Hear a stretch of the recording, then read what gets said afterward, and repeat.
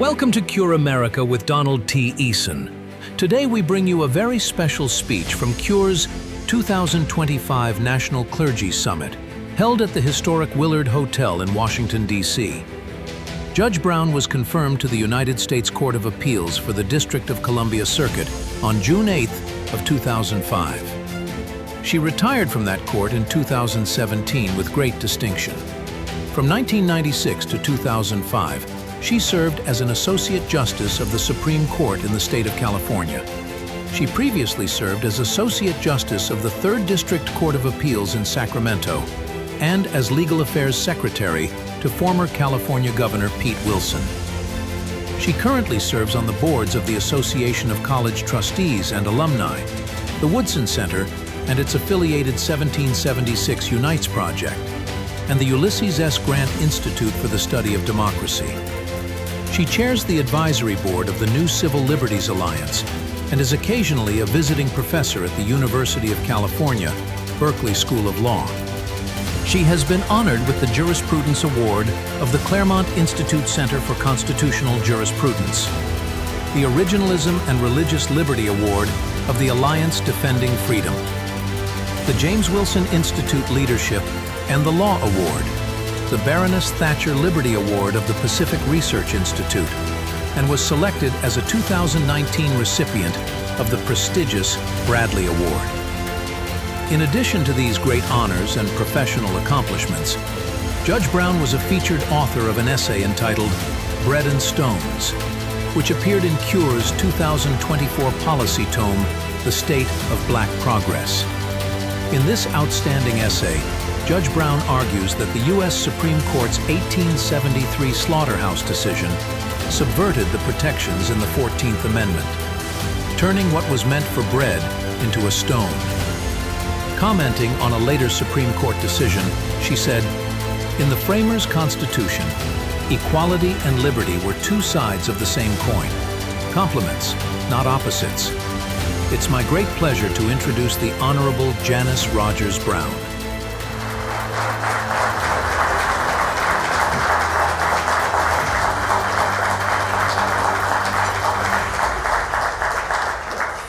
Well, thank you. It's the first time I've got a standing ovation before I said anything. So the tomatoes are going to come after now. I know how this goes. Well, it is a great pleasure to be here. I'm really honored.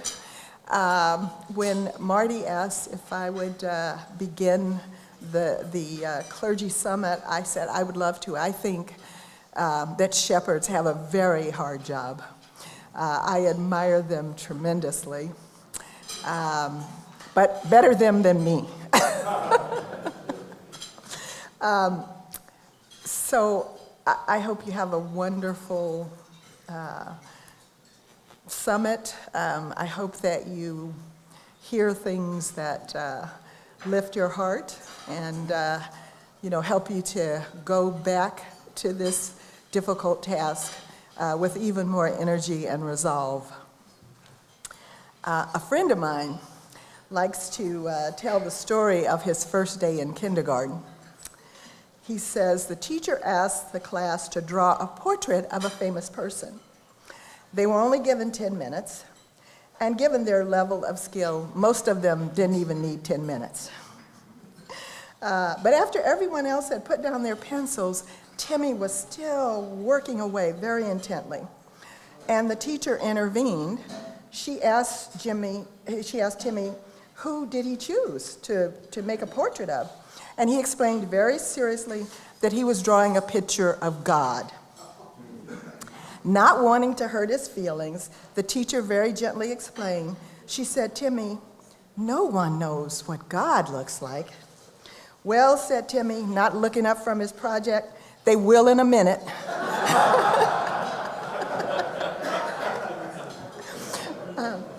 I love that story because I think it reflects the kind of child's heart that we're supposed to have. And it would be wonderful to feel like not only that we know God, but we could share him with anybody, right, in a minute. And I wish I could tell you that in a minute you will have such an epiphany and all will be clear about what's going on with religious liberty and the things that are happening to churches now. But it isn't so. I will do my best, but in the words of an old song from the 60s, I know a lot of old songs from the 60s, the era of real music, I would say. But this song says, there's something happening here. What it is ain't exactly clear. So I have to begin with an apology. Today's discussion will be a mile wide, but only an inch deep. Marty only gave me 3 hours. Don't panic, I'm joking. But at least I hope it will give you some food for thought and some ideas about what you want to dig into. So what we are now is not what we once were. There was a time when the new world and the new order of the ages was eagerly awaited. In fact, that was America's motto, Novus Ordo Secularum, a new order for the ages. And so Americans embraced their destiny of bringing light to a benighted world, and they thought of themselves as the almost chosen people. However, in the fullness of time, civilizational confidence ebbed away, sapped by a series of heresies, half-truths, and an abundance of hubris. What began as a sliding feeling, a slight disorientation, became a lurch and then a sickening, heart-stopping plunge. We fell like a meteorite, our fading light painting a streak on the walls of heaven as we hurtled into the dark. How we fell, how we went from being a city on a hill to no more than a faint luminescence at the bottom of the abyss is a stern cautionary tale. Okay? The men who pledged their lives, their fortunes, and their sacred honor could not have anticipated that in less than 200 years, their new order for the ages would have passed away, superseded by a world contemptuous of ideas linked to traditional law and morality, the law of nature and nature's God, and enthralled to totalitarian secular ideologies and their promise of untrammeled power. Ken Burns recently made a very startling statement, and that's what got me thinking about this speech. Burns is a videographer famous for making in-depth studies of cultural developments and historical events. And you probably, even if you don't immediately recognize his name, you've probably seen his work. He produced remarkable histories of jazz, baseball, the Civil War, among others. And he's now studying the American Revolutionary period. He recently told an interviewer that the two most significant events in all of human history are, 1, the incarnation, and 2, the establishment of the American Republic. That's a pretty amazing statement, right? Now, as to the first, I don't take any issue with that. He's certainly right about that. As to the second, I was really thinking about this, and my response is maybe. You know, there might be some evidence for thinking that. If it is true, then those events are arguably linked, right? Burns says the significance of America's founding is that the nation sought to create citizens rather than subjects.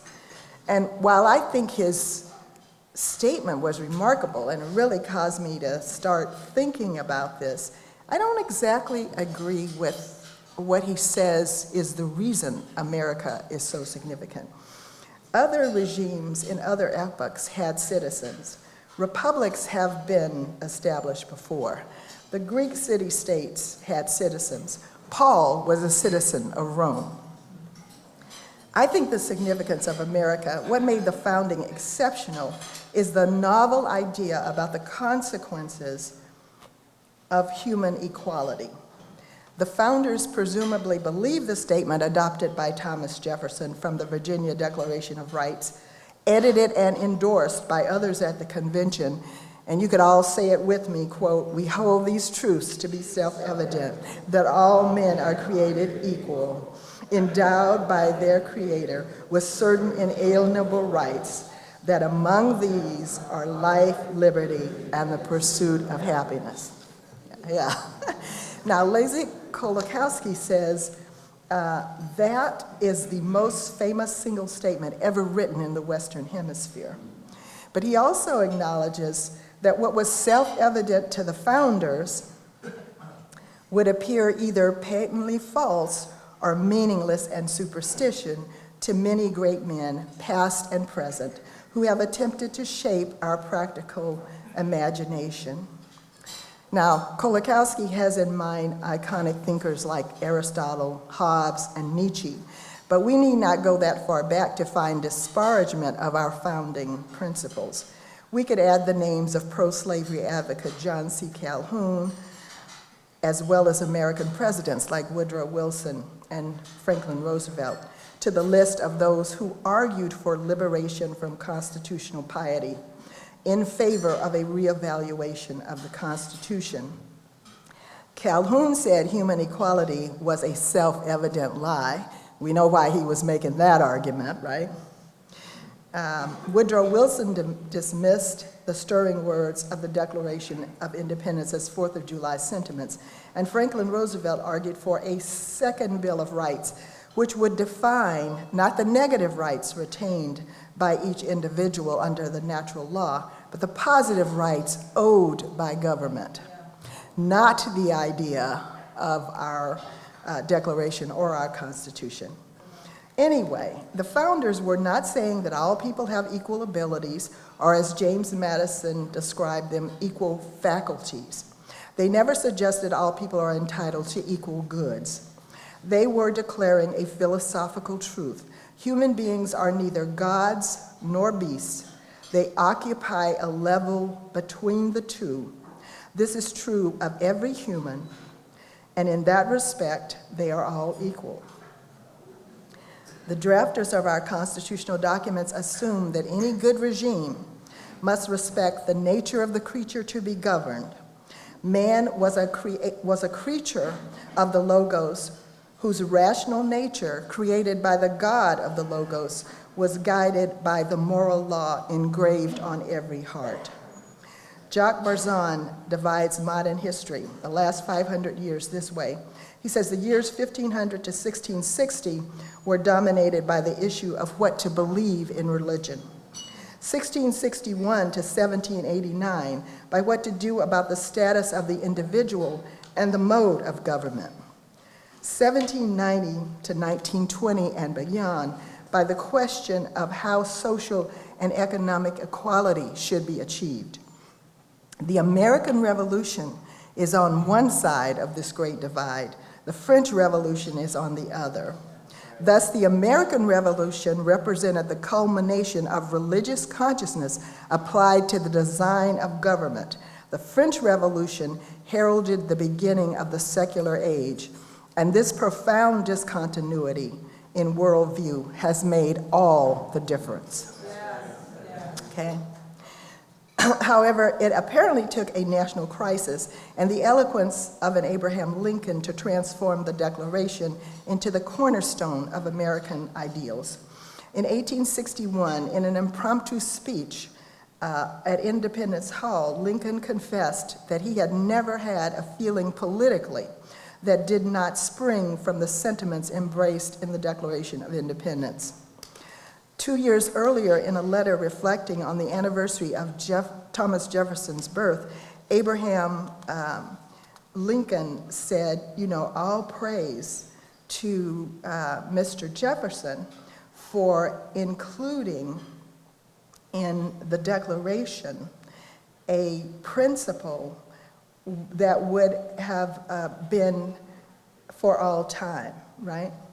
That, let me see if I want to say this correctly. He says that Jefferson put in a merely revolutionary document this idea that applied to all men at all times, all right? And from his passionate defense of equality in the Lincoln-Douglas debates to his valedictory at Gettysburg, Lincoln sought to restore public allegiance to the foundation of the constitutional order. And when he tried to describe the Union cause, he said, "It is a struggle for maintaining in the world that form and substance of government whose leading object is to elevate the condition of men, to lift artificial weights from all shoulders, to clear the paths of laudable pursuits for all, to afford to all an unfettered start and a fair chance in the race of life." About 100 years later, President Calvin Coolidge, who is probably maybe the last president in the 20th century who actually understood the founding and the founding documents, makes a speech on the 150th anniversary of the Declaration of Independence. And I'm sure you all know that we're about to have the 250th anniversary of the Declaration of Independence. That will be next year. So Coolidge is speaking almost exactly 100 years ago. And he says, he praised the Declaration and the Constitution as the two firm charters of freedom and justice. If Ken Burns is right and the establishment of the American Republic represented an event of great significance in all of human history, it may be because the Declaration articulated the Christian notion of human equality and its consequences, and the Constitution sought to instantiate those principles. The indissoluble connection between human reason, human freedom, and human nature finds its perfect expression in man's natural equality. So President Coolidge, when he's talking about this, says the right of people to choose their rulers is an old idea, detailed by the Dutch as early as 1581. And the British people had their long struggle with the Stuarts and would search, but you would search those charters in vain, he says, for an assertion of the doctrine of equality. The Declaration is the first time the doctrine of equality and the doctrine of popular sovereignty were officially joined. This was also the first time a nation declared that its rights, in virtue of which it asserted its own independence, were rights it shared with men everywhere. Yeah. It is the equality principle that Coolidge deemed profoundly revolutionary. The Declaration, Coolidge says, was something beyond the establishment of a new nation because its task not only was to liberate America, but was everywhere to ennoble humanity.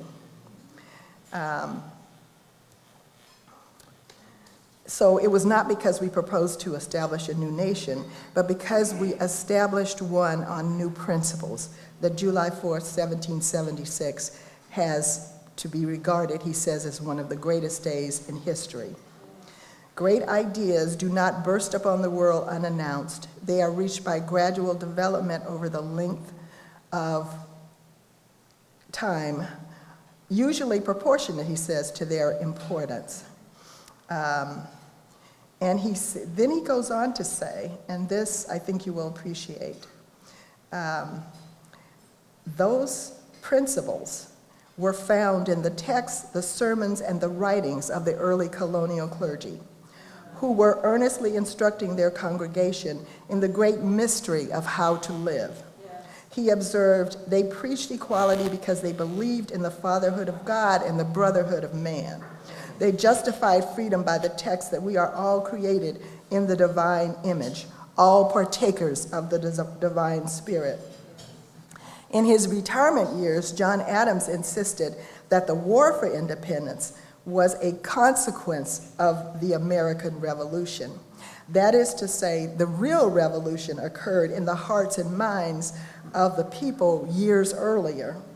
Indeed, people on both sides of the Atlantic acknowledged the influence of this, what they call black regiment.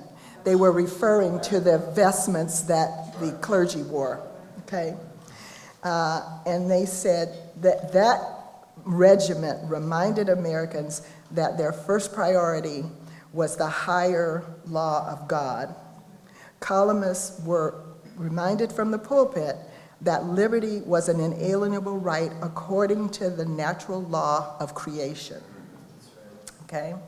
So he emphasized that America's foundation was spiritual, not material, and that the founders were people influenced by a great spiritual development who, he said, acquired a great moral power.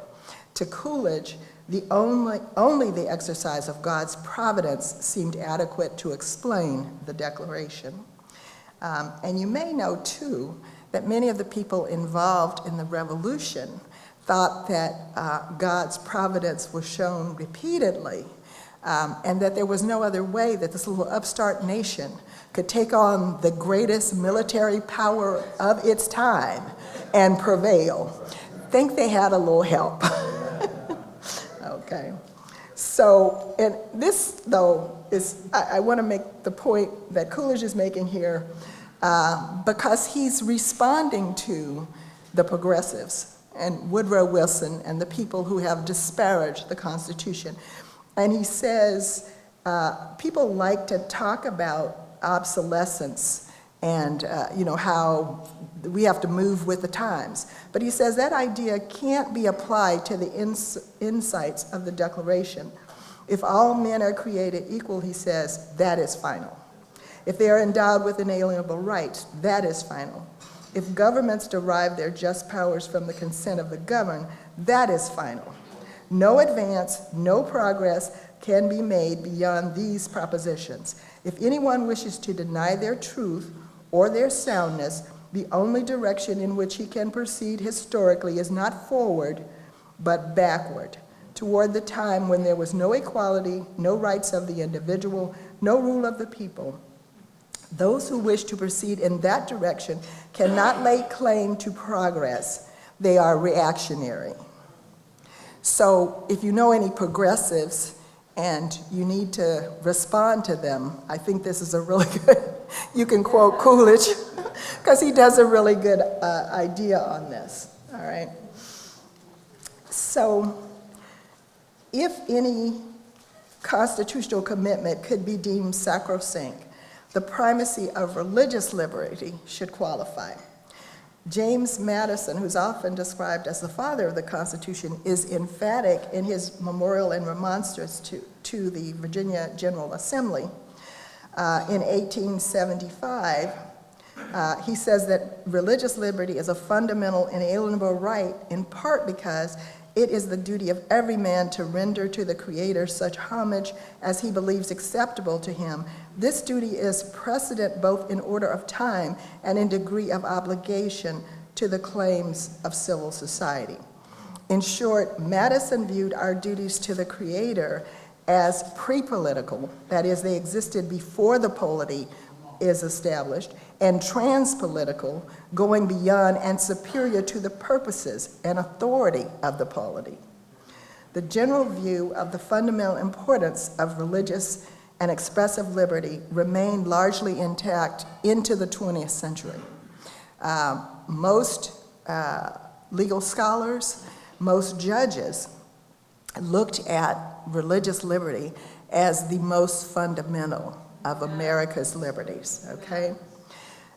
In 1943, with World War II well underway, the Supreme Court rejected a state's effort to compel school children to pledge allegiance to the flag. Just as Robert Jackson famously said, if there is any fixed star in our constitutional constellation, it is that no official, high or petty, can prescribe what shall be orthodox in politics, nationalism, or religion, or other matters of opinion, or force citizens to confess by word or faith their faith therein. Of course, that stirring rejection of orthodoxy occurred long before anti-discrimination laws made their appearance. Admittedly, no right is absolute. Every right has limits, but historically, the limits on the natural right of religious freedom arose from the law of nature, not the positive law. But that expansive interpretation no longer prevails. So what I'm saying is, that was then, this is now. And things have changed quite a bit. But up until 1990, the Supreme Court protected religious liberty with the strongest measure that was available to the court. That highest standard is known as strict scrutiny. Some of you have probably heard that term before. But it basically meant that when a law burdened the exercise of religion, the government had to show that it was using the least restrictive means to achieve a compelling purpose. And so strict scrutiny, there are lots of reasons not to love it, but one of the things that it ensured was that laws could rarely meet that standard.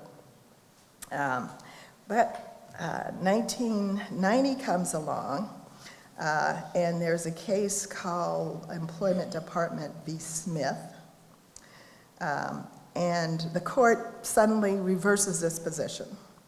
After Smith, the court basically said the government could pass laws that interfered with, forbid, or prevented religious practices without constitutional constraint, so long as they did so via neutral laws of general applicability. In other words, what they were saying was, unless the legislature specifically said, we are aiming this at Catholics because we don't like them, then it was okay, right? As long as they were not targeting religious organizations, then that was permissible. Well, everybody recognized that that protection was no protection at all, particularly when we had a constitutional protection for religious liberty. And all of a sudden, we're just like, well, as long as they can say it was neutral and generally applicable, there's no challenge to it. So nobody liked that very much. And for once, Congress actually took action. So in 1993, they enacted something called the Religious Freedom Restoration Act. We usually call it RFRA because we love acronyms. And it basically reinstated strict scrutiny for government actions which burdened religion. And the strange thing about this is it was a nearly unanimous enactment. I think only 3 people voted no, and it was across the board. I mean, all these different organizations, people on both sides of the aisle, all of them said we have to protect religious liberty. And so it was supported with only a handful of no votes. That was pretty encouraging. Now, the Supreme Court took some slaps at them and, curtailed that law somewhat. But at least it existed, and people who were exercising rights of conscience had some option. Now, so that, okay, didn't sound too good. Smith was a bad case. It's still a bad case. I still hope they might overturn it. But RFRA helped. But then, fast forward to 20 years, okay? And it's a different story. In the interim, the Supreme Court has decided Lawrence v. Texas, United States v. Windsor, and Obergefell. Well, you'll probably guess what's coming next, right? These were Supreme Court cases which, in fact, imposed orthodoxy. Remember when Justice Jackson said, no, nobody can impose orthodoxy in matters of religion and so forth, right? Well, that's gone. right? Because these cases actually effectuated policy rather than deciding legal questions. Now, that's just my opinion, but I invite any of you to read any of those cases and see if you can find any legal basis for any one of them. I don't think you will, all right? So here, you know, and one of the dissenters predicted that these cases are going to make life legally precarious for those who believe in traditional sexual morality.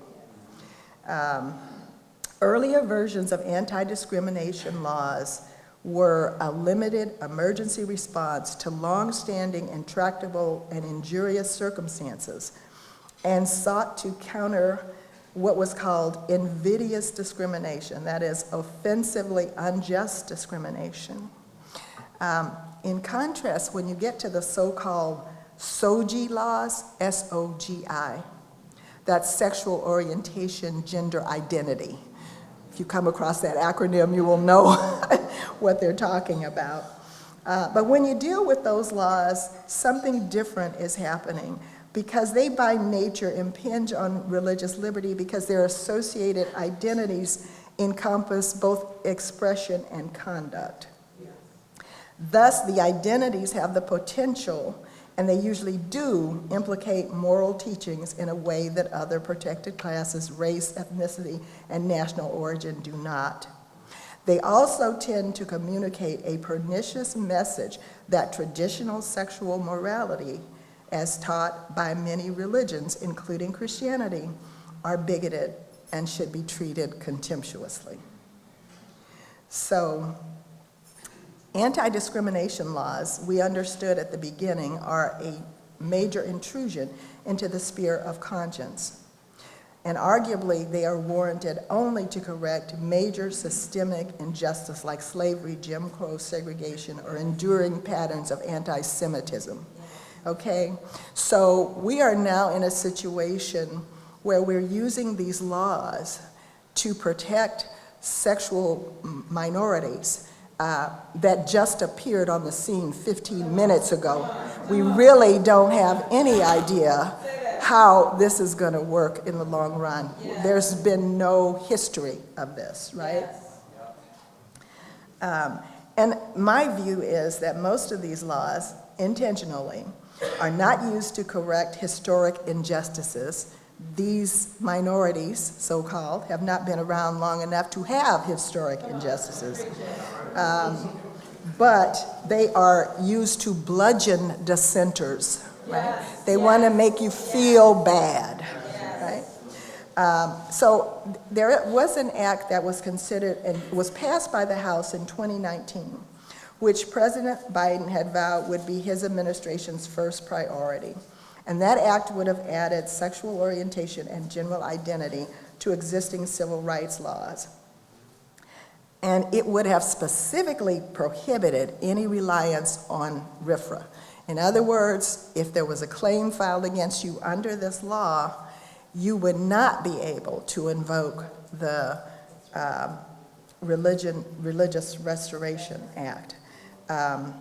And so it was criticized as an attempt to force every American to promote messages and celebrate events that conflict with sincere religious beliefs. But similar acts have already become the law in New York and California. Okay? So, for instance, the California law would allow a professor at a state university to be disciplined for refusing to refer to a male student as a woman, even though he said, I would be happy to use his first and last name. I will even use the female name. I will not call him her or she because I don't believe that, he is a woman. But refusing to do that, he was disciplined under threat of losing jobs because this applies to employment, it applies to housing, it applies to any organization which receives public funds. Under the California law, you can be subject to a hefty fine of up to $250,000 for misgendering, using the wrong pronoun, okay?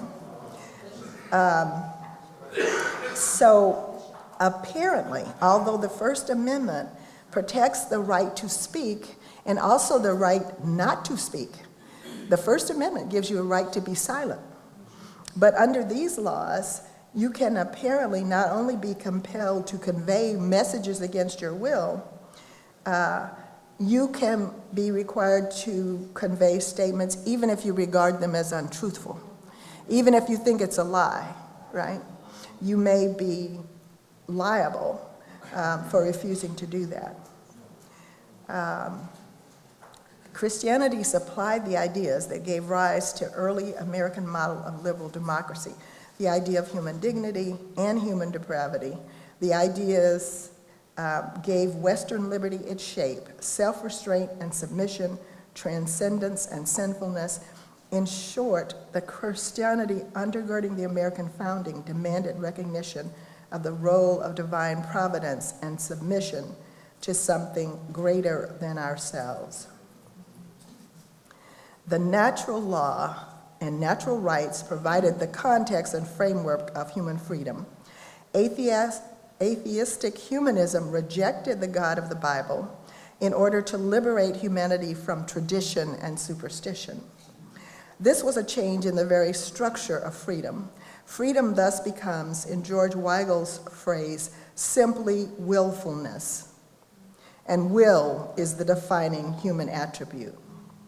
Thus, ideological indoctrination has forcefully supplanted the search for truth, a result that has led to the closing and coddling of the American mind. And this reminds me of something that I forgot. I used a quote from Isaiah as my thinking for this, so you may recognize this. So justice is driven back, and righteousness stands at a distance. Truth has fallen in the streets. Honesty cannot enter. Truth is nowhere to be found, and whoever shuns evil becomes a prey. Isaiah 59:14. So I chose that because I think it really does sort of say where we are now. Of course, that was written 2,000 years ago, and we've got other problems, but it's interesting to see how these things keep returning, right? We're dealing with the same thing over and over again. So ideological indoctrination has forcefully supplanted the search for truth, a result that has led to the closing of the American mind. And this was so pertinent.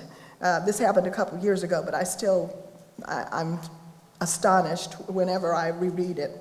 When the Black entrepreneur and commentator, Camille Foster, offered an impassioned defense of free speech at Rutgers, he was repeatedly interrupted by the audience chanting, "Black Lives Matter." When Foster asked, "Do facts matter?" his interlocutor responded, "Don't tell me about facts. I don't need no facts." In a similar vein, when students at Claremont objected to Heather McDonald speaking at the school, they wrote a letter asserting that, quote, "white supremacy venerates the idea of objectivity as a means of, quote, silencing oppressed people," unquote. The letter continues, and this is worth thinking about. The idea that there is a single truth, the truth, is a construct of the Euro-West. The idea that truth is an entity for which we must search is an attempt to silence oppressed people. The worrying thing, Douglas Murray says, is not that students regurgitate such things, it is that they have been taught them in the first place. Indeed, people are always invoking 1984. War is peace, freedom is slavery, ignorance is strength. That's what Orwell says about totalitarianism. Perhaps this is the reason post-truth was declared Oxford Dictionary's Word of the Year in 2016. Did you know that? Post-truth is an adjective defined as, quote, relating to or denoting circumstances in which objective facts are less influential in shaping public opinion than appeals to emotion and personal belief. And it is certainly the reason university professors can argue that speech that opposes the left-wing narrative is violence. To respond with actual violence is merely self-defense. We have recently seen exactly where this bogus reasoning leads. And when such bogus reasoners claim the moral high ground, it may be time and past time to think anew about the kind of polity it takes to sustain self-government. The Equality Act did not become federal law, but the Respect for Marriage Act did. In less than 20 years, the American Congress went from DOMA. Does anybody know what DOMA is? All right. It was 1996, it was enacted, it was called the Defense of Marriage Act. And what it said was marriage is one man, one woman, right? The Congress enacted that in 1996, and everyone thought it was the last word at the time. It represented, we are told, 2/3 of all Americans' views on this issue. They went from that to enacting something called the Respect for Marriage Act to protect same-sex marriage, right? Just in case Obergefell is ever overturned.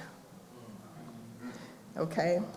So ours is not the America the founders hoped to establish, and we are not the people who managed to sustain government of, by, and for the people for a couple of 100 years. America's idea of equality, its independence, its dependence on traditional morality, its Judeo-Christian roots, its natural law and natural rights foundation, its commitment to self-government are all under assault. What was once a capacious understanding of religious liberty is now reduced to a few slivers of expressive commercial activity. I find it difficult sometimes to speak about America. I feel a lot of anguish for the loss of freedom's refuge, its principles, its uniqueness, and its manifold virtues. I am not one of those anti-American folks. I think that being born here and being an American was a great blessing. I thank God every day. Every day. And I admit that things look bleak because I think we are likely to see more and more orthodoxy trying to be imposed on people, more and more shaming and attempts to say that, you know, what we believe is discreditable, homophobic, transphobic, anti-woman, you know, you name it. It's none of those things, and I don't envy you trying to stand up under this. I think we will soon be to the point that, like Canada and the UK, where people can be arrested for what they say in the pulpit, because that's what's happening. You know, don't misunderstand it. These people are not interested in getting along. They're really not interested in pluralism. There was an interesting book that it's an old book now. It was by a philosopher named J. Bujeski. And I can't even remember when I first saw it, but I ended up teaching an adult Bible school class for about 3 years using this book, along with my minister. But the interesting thing about what Bujeski says is he says, you think that when you're defining deviancy down, when you're making things normal, that people's conscience is becoming callous. right? And this is why these bad things are happening. And Solzhenitsyn says the reason the world is the way it is because people have forgotten God. Well, I have actually a slightly different thought about that. I don't think people have forgotten God, and I think what Bujeski says is there are things we cannot not know. Right and wrong is written on our heart. We do know. We are simply rebellious. We are determined to do what we want to do, right? And when we are doing something wrong, right, we need the comfort of forcing other people to celebrate it, right? Because that makes us feel better. So I think we are probably dealing with something like that. So I think your job is hard. I think the job for all citizens who care about this country, who would like to, I say now, my modest desire in retirement is to save America.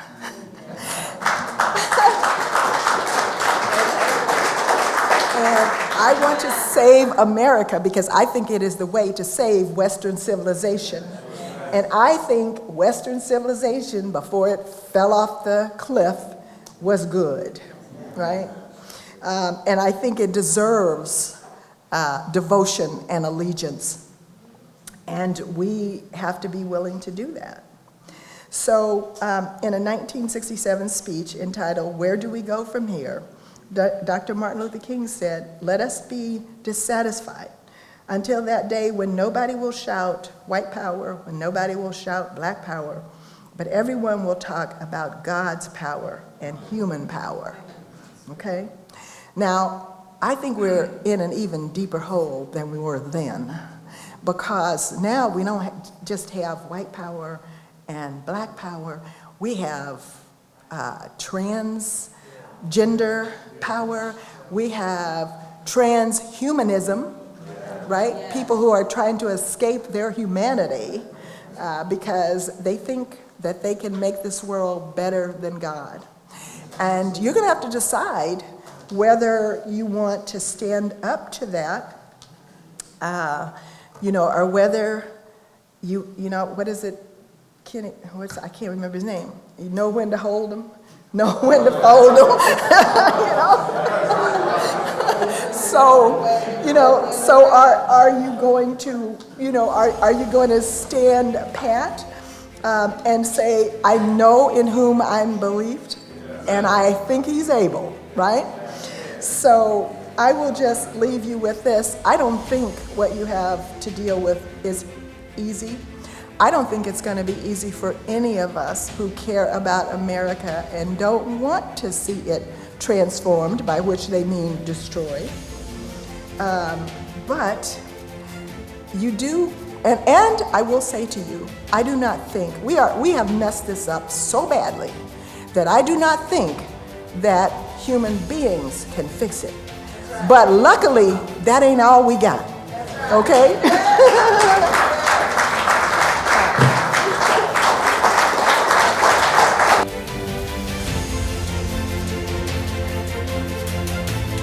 Hope you enjoyed that powerful speech from Judge Janice Rogers Brown. Coming up next, a few minutes from last week's one-on-one conversation with CURE's founder, Star Parker, and our new president, Donald T. Eason. Hope you enjoy. See you next week.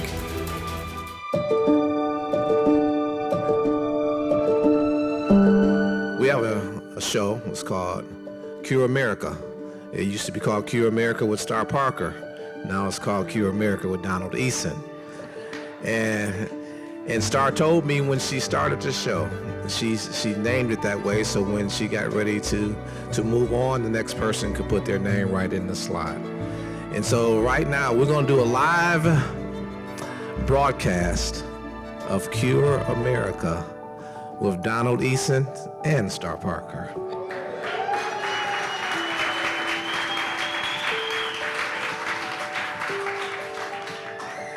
And before I begin to ask Star some questions, I want to read her bio. She did mention a couple of things that are on here, but I just want to read it for you.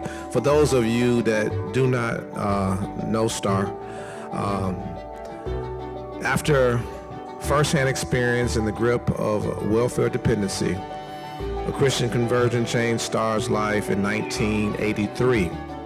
She started a business in Los Angeles and began her activism, and the 1992 Los Angeles riots destroyed that business.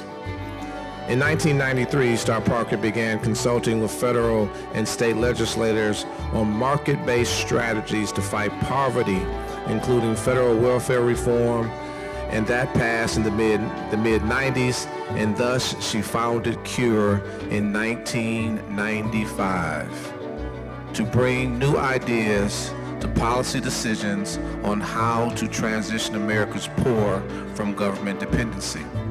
Today, Ms. Parker is on the board of directors and executive committee of NRB, which is the National Religious Broadcasters, and her weekly syndicated column runs on national news platforms including Fox News, Newsmax, Epic Times, Real Clear Politics, and in more than 100 local news outlets around the country. In 1986, she was the featured speaker on the Republican National Convention.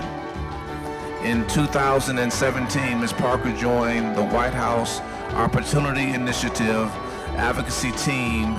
advisory team to share ideas on how to best fix our nation's most distressed zip codes. In 2018, the Senate Majority Leader Mitch McConnell appointed her to the U.S. Frederick Douglass Bicentennial Commission.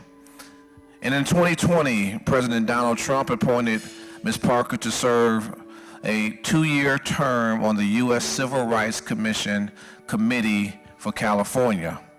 Star Parker has spent the last 30 years active in developing CURE, which umbrellas nationally recognized and esteemed policy, media, and clergy centers, and is helping other organizations that impact the culture, particularly for the younger generation, encompassing lectures on more than 300 college campuses, including Harvard, Berkeley, Emory, Liberty, Franciscan, and Pepperdine, as well as gracing the banquet platforms with her personal story from abortion to atonement for more than 300 pregnancy care centers. Star has a bachelor's degree in marketing and international business from Woodbury University and has received numerous awards and commendations for her work on public policy issues, including the 2016 Ronald Reagan Foot Soldier of the Year Award from CPAC, and the 2017 Groundswell Impact Award, and the 2018 Queen Esther Award for Bot Radio Network. In addition, Star Parker has authored 4 books: Necessary Noise, How Donald Trump Inflames the Culture War, and Why This is Good News for America. That was in 2019. She also authored Uncle Sam's Plantation, How Big Government Enslaves Americans Poor and What We Can Do About It. That was in 2003, and the second edition came out in 2012. Her other book is White Ghetto, How Middle-Class America Reflects Inner City Decay, 2006. And this one, this is such a good title, Pimps, Whores, and Welfare Brats. From welfare cheat to conservative messenger. She is currently working closely with national thought leaders specializing in the area of Social Security reform. And yes, she is working to release her number 5 book by the end of 2025. This is who Star Parker is. Your speech this evening, that over 400 pastors showed up for that first meeting. And you've been putting on pastors' summits ever since, or almost ever since. How do you see the needle moving with the pastors, and what else can we do to continue to move that forward, especially in light of this current administration and its affinity for the Christian movement, or for Christianity on a whole? What is some things that you think we can do at CURE?